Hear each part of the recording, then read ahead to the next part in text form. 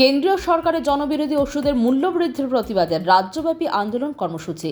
গোটা রাজ্যের পাশাপাশি আন্দোলন কর্মসূচি অনুষ্ঠিত হয় মালদা জেলাতেও।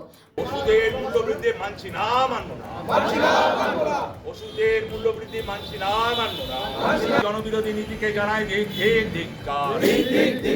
রাজ্য প্রোগ্রেসিভ হেলথ অ্যাসোসিয়েশনের মালদা শাখার পক্ষ থেকে শুক্রবার দুপুর আনুমানিক 12টা নাগাদ মালদা মেডিকেল কলেজ হাসপাতালের প্রশাসনিক ভবনের নিচে এই মর্মে বিক্ষোভ দেখানো হয়। এদিনে বিক্ষোভ কর্মসূচির মধ্য দিয়ে কেন্দ্রীয় সরকারের জনবিরোধী ওষুধের মূল্য বৃদ্ধির প্রতিবাদ জানানো হয়। সম্প্রতি কেন্দ্রীয় সরকার প্রায় 1000টি অত্যাবশ্যকীয় এবং দৈনন্দিন জীবনে ব্যবহৃত ওষুধের ওপর স্বৈরতান্ত্রিক মনোভাব নিয়ে মূল্য বৃদ্ধি করেছেন। এই নিয়ে সংসদে কোনো আলোচনা হয়নি। কেন্দ্রীয় সরকারের এই তুগলকি মনোভাবকে আমরা ধিক্কার জানাই, প্রতিবাদ জানাই।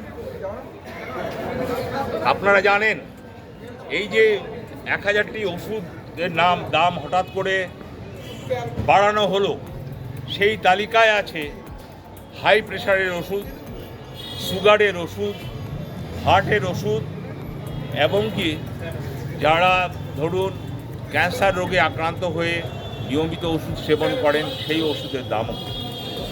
কাজেই অত্যন্ত অমানবিক দৃষ্টিভঙ্গি নিয়ে এই ওষুধের মূল্য বৃদ্ধি করা হয়েছে। তাতে মাননীয় মুখ্যমন্ত্রী মমতা বন্দ্যোপাধ্যায় অত্যন্ত উদ্বিগ্ন এবং উনারই নির্দেশে রাজ্যব্যাপী চিকিৎসক, নার্স, স্বাস্থ্যকর্মী, মেডিকেল টেকনোলজিস্ট এবং স্বাস্থ্য পরিষেবা প্রদানের সাথে যুক্ত সমস্ত ধরনের কর্মী আজ থেকে কিন্তু এই বিক্ষোভে সামিল হয়েছে।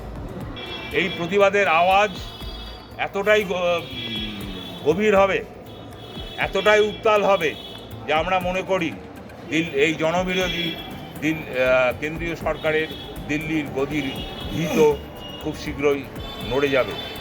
অবিলম্বে ওষুধের দাম কমাতে হবে, কমে ওষুধের দাম কমাতে হবে।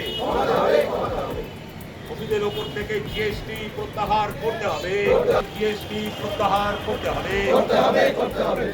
Euro news Bangla.